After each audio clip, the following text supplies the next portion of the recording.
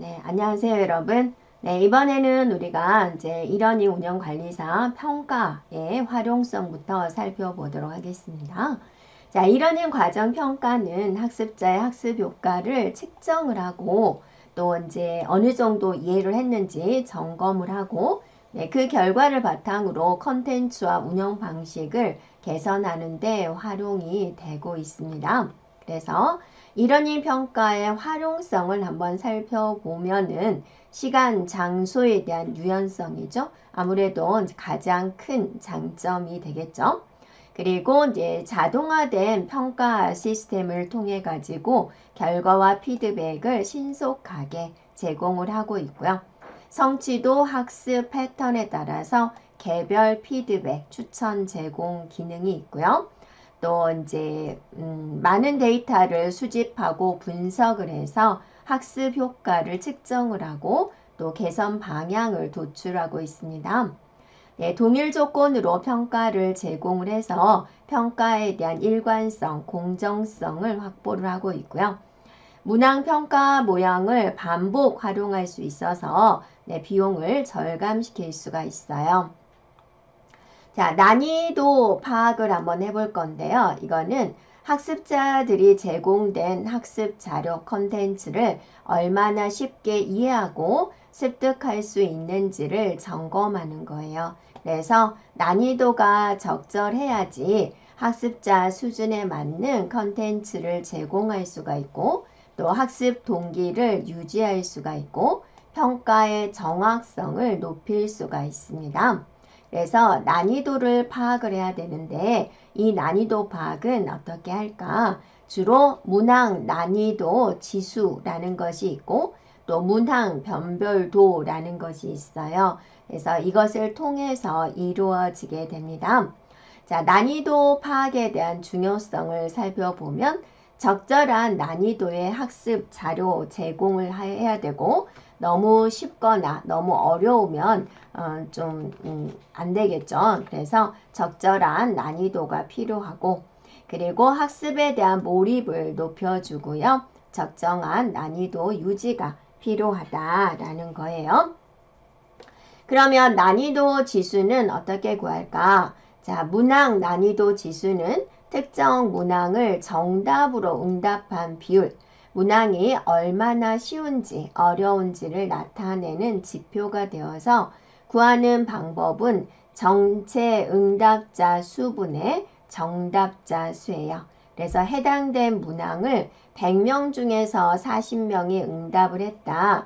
그러면 정답이다. 그러면 100분의 40에서 0.4라고 규정을 하고 있어요. 그래서 0.3까지는 너무 어렵다. 0.3에서 0.7이 적절하다. 0.7에서 1.0은 어쩌죠?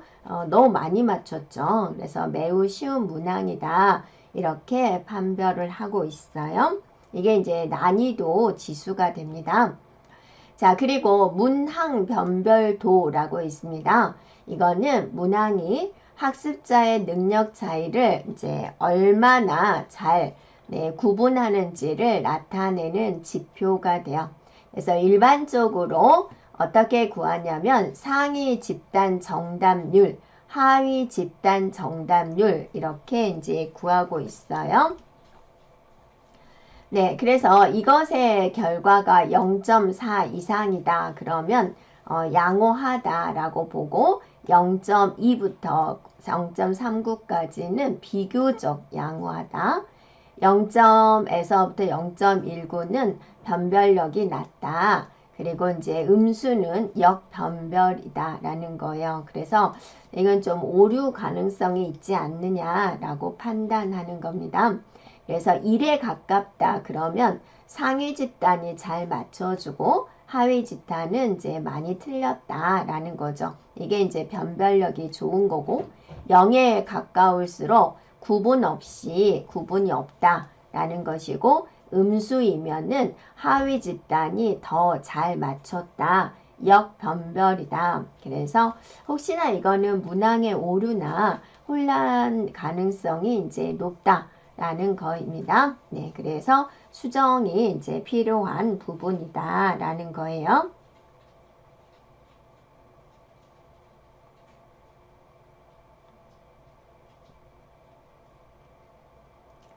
네, 컨텐츠 개발의 이제 피드백에 대해서 이제 살펴볼 건데요.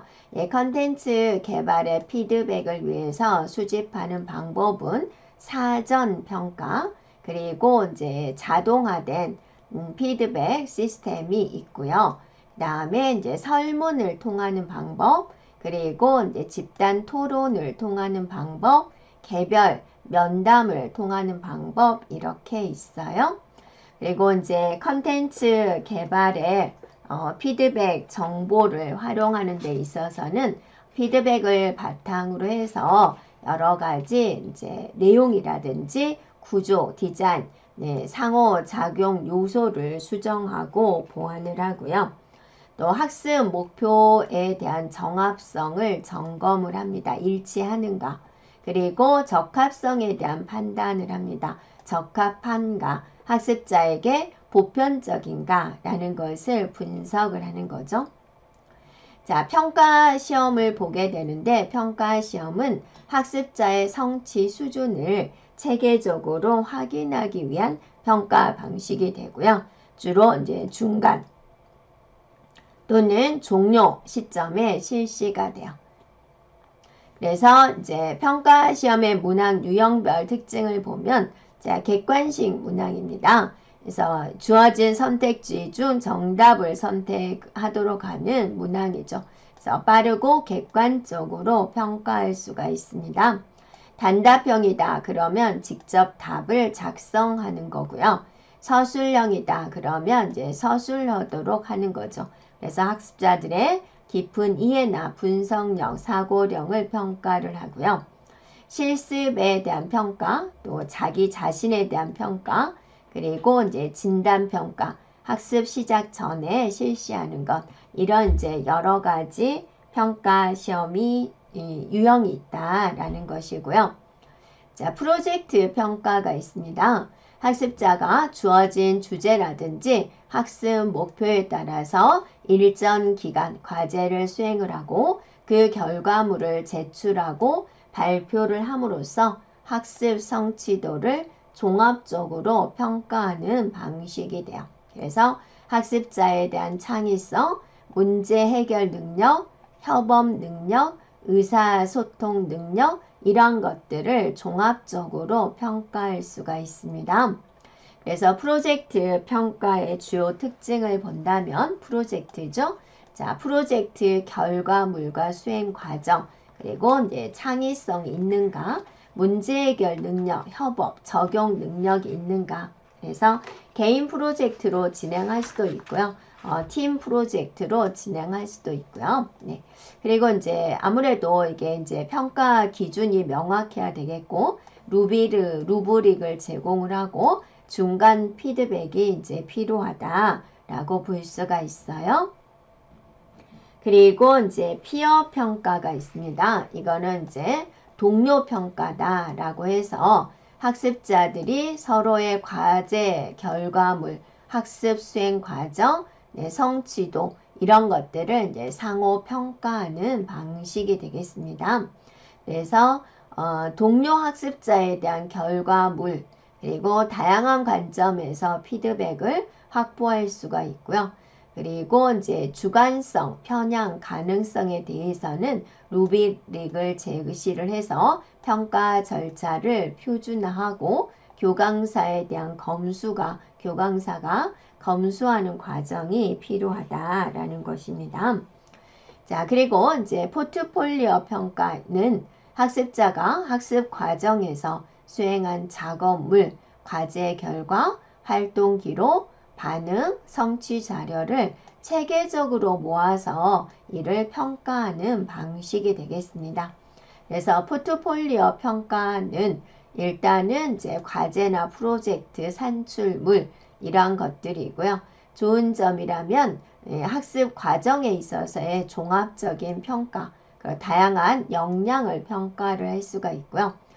주관적인 가능성이 있습니다. 그러면 이제 루브릭을 제시를 하고 제출 항목에 대한 표준화, 평가자에 대한 검수가 필요하다라고 볼 수가 있어요.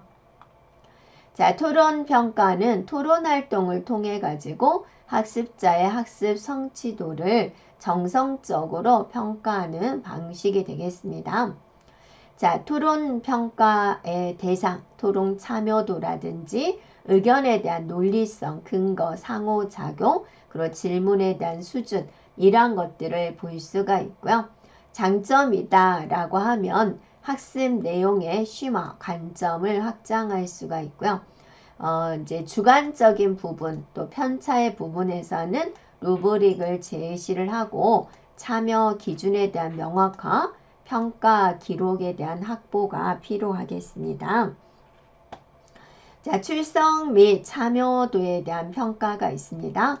얼마나 성실하게 참여했는지라는 걸 기준으로 해서 평가하는 방식이 돼요. 그래서 출석 여부, 접속 빈도, 학습 시간, 진도율, 토론, 과제, 참여에 대한 평가를 할 수가 있고요. 이거는 학습 태도라든지 성실성, 학습 지속성 관리에 효과적이고요. 형식적인 참여를 할 수가 있죠. 그러면 이제 참여 기준에 대한 명확화, 질적 요소 병행에 대한 평가를 진행해 주면 되겠습니다. 자, 단위별 성취도 측정을 위한 시기다 라고 했는데요. 단위별 성취도 측정 시기는 학습 과정 전, 중, 후 흐름에 따라서 설정이 됩니다.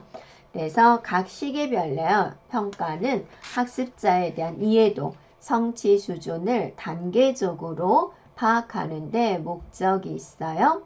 그래서 학습 전, 진단평가 시작 전에 평가를 해서 학습자의 초기 지식 수준, 그리고 이제 필요한 지원이 있는가라는 것을 이제 파악할 수가 있고요.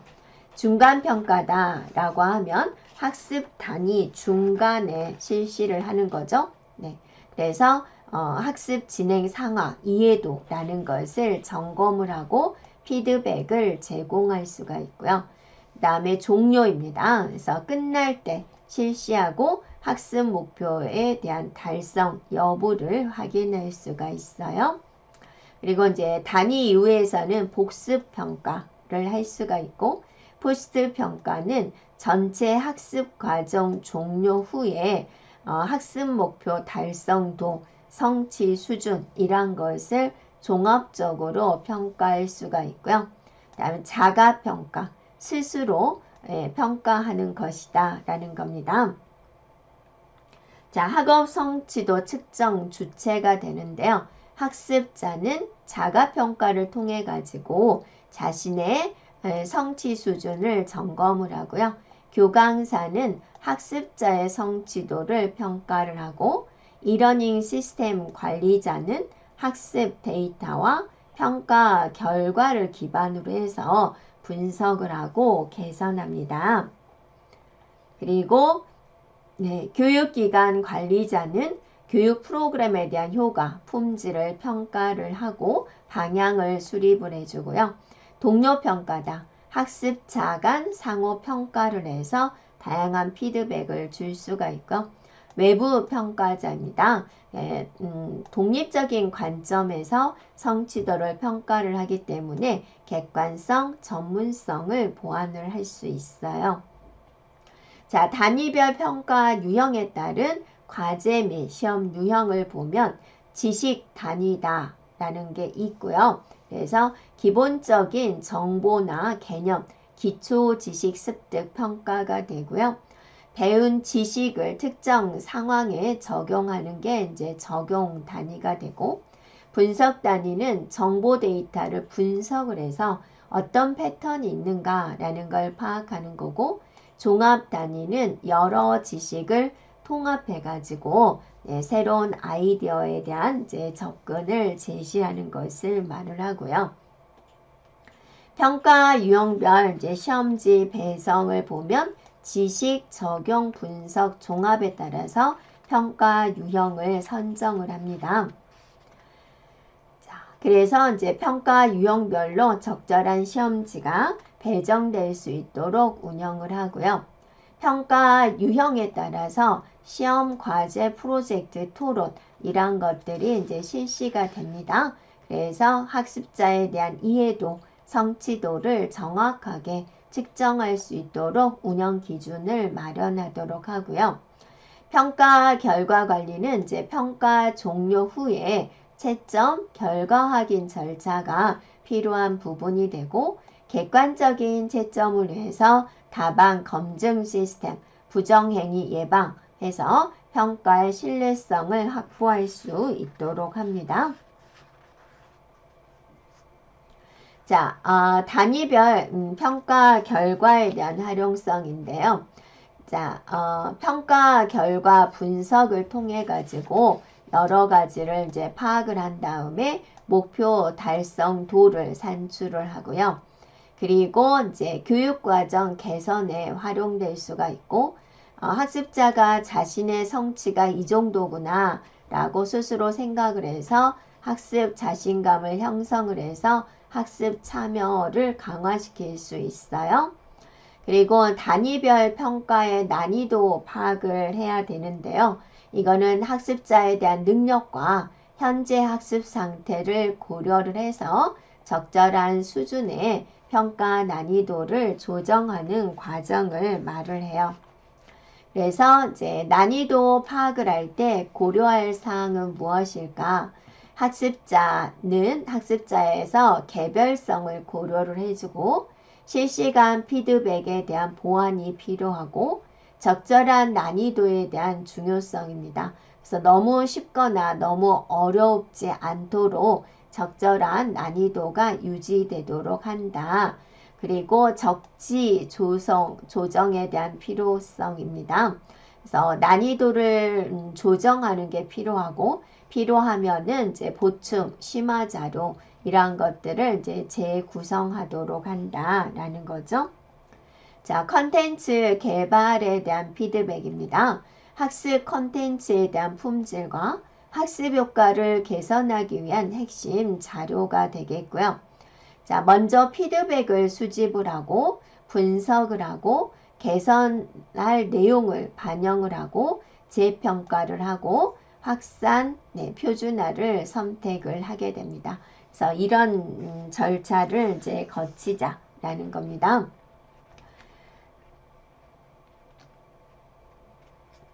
네, 그리고 이제 평가 문항 작성에 대한 내용입니다. 자, 문항 형식에 대해서 살펴보면은 학습자에 대한 지식, 태도, 성취 수준 이런 것들을 측정하기 위해서 질문을 제시를 하고 응답을 유도하는 문항의 형태적 구조를 의미합니다. 평가 문항 형식의 주요 유형을 본다면 객관식이 있죠. 그 다음에 참, 거짓냐, 맞았냐, 틀렸냐, yes, no. 그 다음에 이제 연결형, 그리고 단답형, 그리고 이제 서술형, 이런 이제 유형이 있습니다.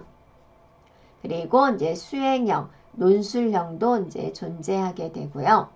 자, 어떤 평가를 할까? 그래서 문항 형식 선택을 할 때 우리는 평가에 대한 목적에 맞아야 되겠고, 평가에 대한 상황, 대규모냐 소규모냐 이런 것들, 채점에 대한 객관성, 실용성을 이제 유지할 수가 있느냐, 시간과 인력에 대한 여건을 고려를 해야 된다라는 거죠. 자, 성취도 요소별 측정 방법입니다. 그래서 이러닝 성취도 측정 평가 도구가 있는데, 이거는 온라인 환경에서 학습자에 대한 지식, 기술, 태도, 학습 과정에서의 성취 수준을 평가하기 위해서 활용이 되는 다양한 도구와 방법을 의미하겠습니다.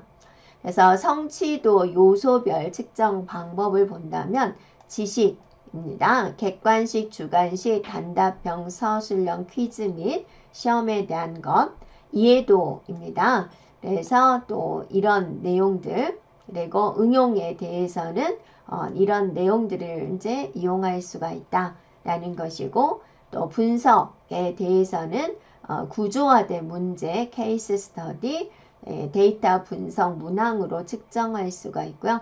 종합적으로는 프로젝트라든지 포트폴리오, 토론, 발표 이러한 것들로 이제 측정할 수가 있다라는 겁니다.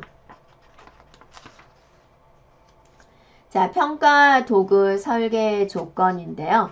평가 도구를 설계하고 선정을 할 때는 측정 결과가 교육 목적에 부합하고 신뢰할 수 있도록 도구에 대한 품질, 요건을 점검을 해야 된다라는 것이고요. 자, 평가 도구에 대한 조건입니다. 타당한가, 신뢰성이 있는가, 객관적인가, 실용적인가 이러한 것들을 이제 평가 도구에 대한 조건으로 보고요. 또 타당도입니다. 내용에 대한 타당도, 예언, 미래의 수행 행동을 얼마나 잘 예측하는가, 공인 타당도입니다. 타당한 기준 검사와 일치하는가, 그리고 구인 타당도, 심리적인 구인을 제대로 측정하는가, 그 다음에 요인 타당도, 어떤 이제 요인 분석, 이런 통계적인 방법으로 측정을 하는가라는 겁니다. 자, 평가 유형의 작성 지침이 있습니다. 학업 성취도 평가 문항은 이제 평가 도구의 특성에 따라서 문항 형식을 다르게 적용을 하는데요. 지필 평가다. 그러면 선다형, 진위형, 단답형 이런 객관식 중심으로 구성을 하고요. 과제, 토론 등 수행 중심 평가는 서술형 문항을 이제 활용을 해서 학습자의 사고와 적응 능력을 확인을 하고요. 문항은 문제 은행 방식으로 관리를 하고요. 지필평가는 실제 출제 문항의 최소 3배수, 과제는 5배수 수준으로 사전 출제 저장을 한 다음에 오탈자, 문항 오류를 점검을 해서 수정하도록 합니다. 자, 평가 문항 작성의 기본 원칙을 살펴보면 학습자가 오해 없이 이해할 수 있도록 명확하고 간결하게 작성을 하자.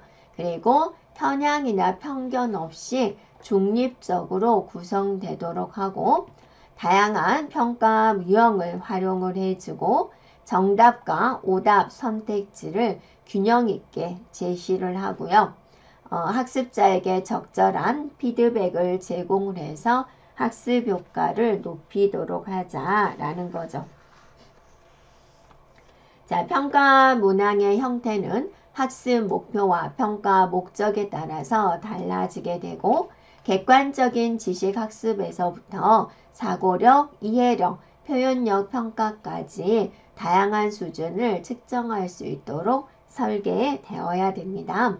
그래서 선택형 문항, 서답형 문항이 있는데요. 선택형이다. 그러면 여러 개의 선택지 중에서 정답을 고르는 객관식 문항 형태예요. 그래서 진위형, 선다형, 연결형이 있습니다. 서답형이다. 그러면 이제 주관식 문항 형태가 되어서 논술, 단답형, 괄호형, 완성형이 있어요. 자, 좋은 평가 문항이다. 그러면 학습자가 문항의 의도를 명확하게 이해할 수 있어야 되고, 학습 목표와의 연계성 속에서 공정하고 일관되게 학습 성취를 측정을 해야 됩니다.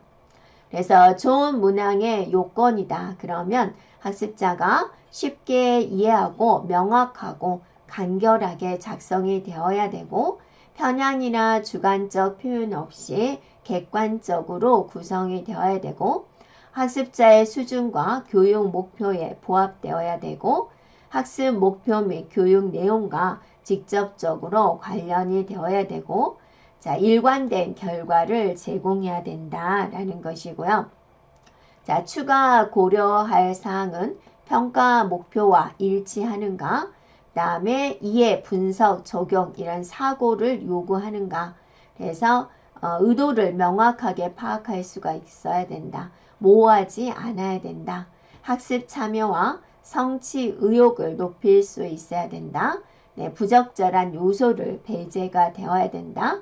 공정성, 형평성을 유지해야 된다라는 거예요.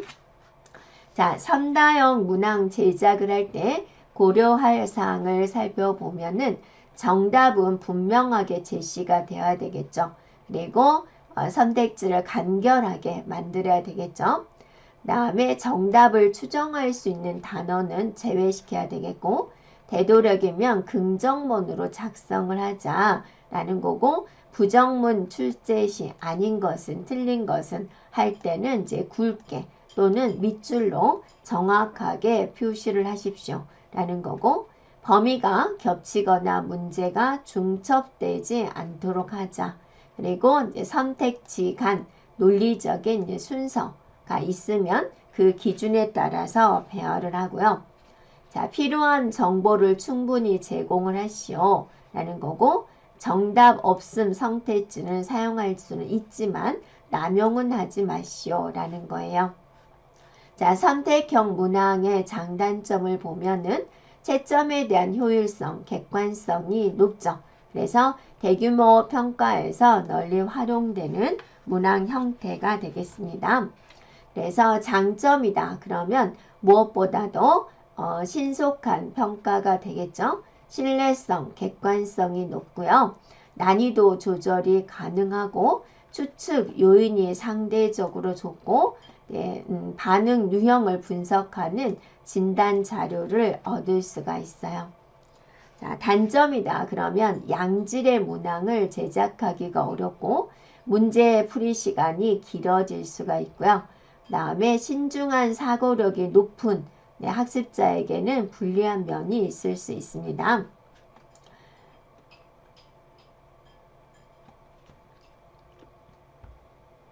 자, 캐리스 원격 교육 연수 컨텐츠 내용 검사가 있는데요.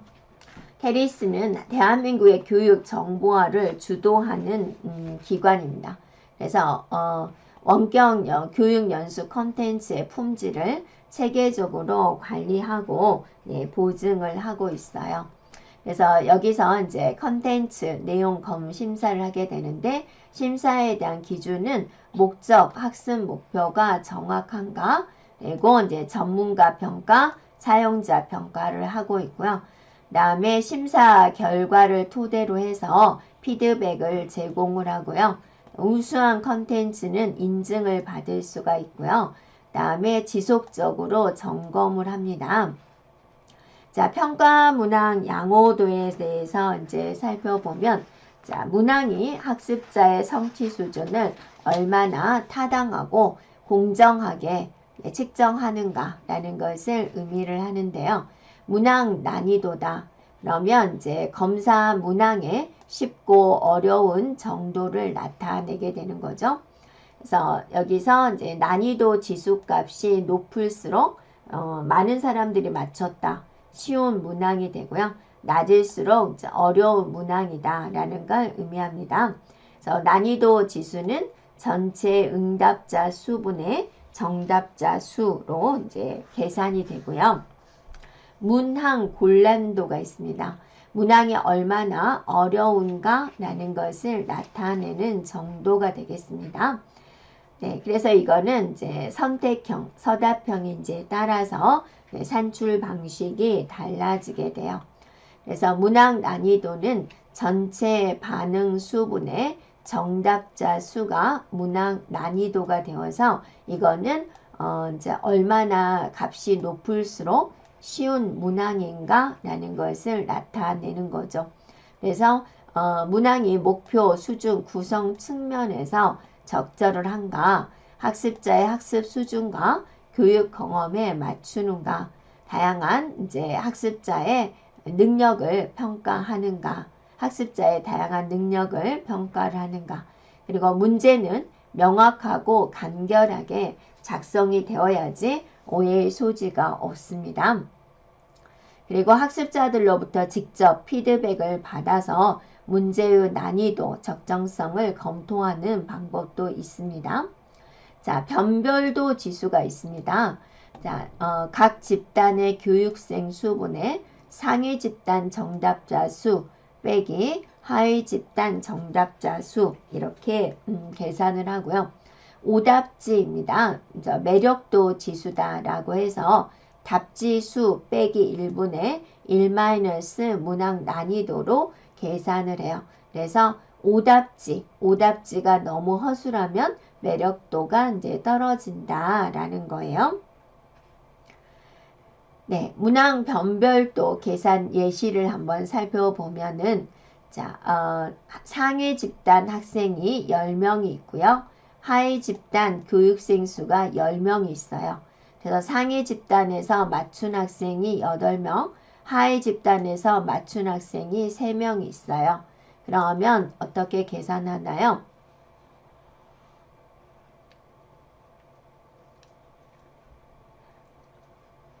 네, 그래서 각 집단의 교육생 수니까 각 집단의 교육생 수가 10명이 되는 거죠. 그래서 10분의 8 마이너스 3이다 해주면 0.5가 되죠. 그래서 상위 집단과 하위 집단을 잘 구분하는 변별력이 이제 높은 문항이다 라고 이제 해석을 할 수가 있습니다. 자, 문항에 대한 신뢰도입니다. 동일한 조건에서 평가를 반복을 했을 때 일관된 결과가 산출되는 정도를 의미를 해요. 그래서 신뢰도를 높이는 방법은 모호성을 제거를 한다, 일관성을 확보를 한다, 적절한 문항수를 확보를 하고 변별력이 낮은 문항을 제거를 하고 표준화를 유지하도록 합니다. 시간이나 환경이나 안내에 대한 내용이 여기에 해당이 되고요. 자, 문항 타당도를 확보하는 방법입니다. 학습 목표 내용 문항을 1대1로 정렬을 하고 목표 수준에 맞는 문항 유형을 선택을 하고 불필요한 배경 지식에 대한 개입을 최소화하고 전문가에 대한 검토, 문항 사정 검토를 통해서 적합성을 확인을 해주고 신뢰도는 일관성, 타당도는 목표를 제대로 재는가에 초점이 있다라는 거고요. 이 문항 분석 결과에 대한 이제 활용입니다. 난이도에 대한 조정, 변별도에 대한 개선, 오답지에 대한 개선, 그리고 이제 평가 운영 및 교육 개선 활용에 있어서는 취약 영역에 대한 진단, 피드백 제공, 교수학습 개선을 할 수가 있고 평가에 대한 공정성, 타당성을 이제 강화를 한다라는 겁니다. 그 다음에 이제 과정 중심 평가다라는 것은 기존의 중심 평가와 구별되는 부분이 되어요. 그래서 평가관, 평가 방법, 평가 내용, 평가 결과에 대한 보고, 활용 측면에서 차이점이 있다라는 겁니다. 그래서 과제 중심 평가의 주요 특징을 본다면 학습 과정 중심 평가로 관점이 전환이 되고 서술형, 논술형, 수행평가 이런 다양한 평가 방법을 활용을 하고 단편적인 지식이나 기능평가에서 벗어나서 이제 고차원의 사고력, 문제 해결 능력, 통합적인 지식과 기능을 평가를 하고요. 교과 중심에서 벗어나서 범교과적, 탈교과적인 역량을 평가를 할 수가 있고요. 인위적인 영역뿐만 아니라 정의적인 영역, 핵심 역량까지 평가를 할 수가 있고요. 피드백을 통해 가지고 학습자의 문제 해결과 성장을 지원을 한다라는 겁니다. 그래서 교사는 교육활동을 지속적으로 모니터링을 하고 개선하는 데 활용이 돼요. 자, 여기까지 이제 이 과목에 대한 내용을 마치고요. 뒤쪽에 연습 문제는 여러분이 이제 학습한 내용을 바탕으로 해서 잘 진행해 보기 바랍니다. 네. 여기까지 이러니 운영관리사 온라인 강의를 진행하도록 하겠고요. 남은 강좌는 여러분이 교재를 통해서 차근차근 학습해 보시기 바랍니다. 네, 여러분의 합격을 진심으로 기원합니다. 그동안 수고 많으셨습니다. 감사합니다.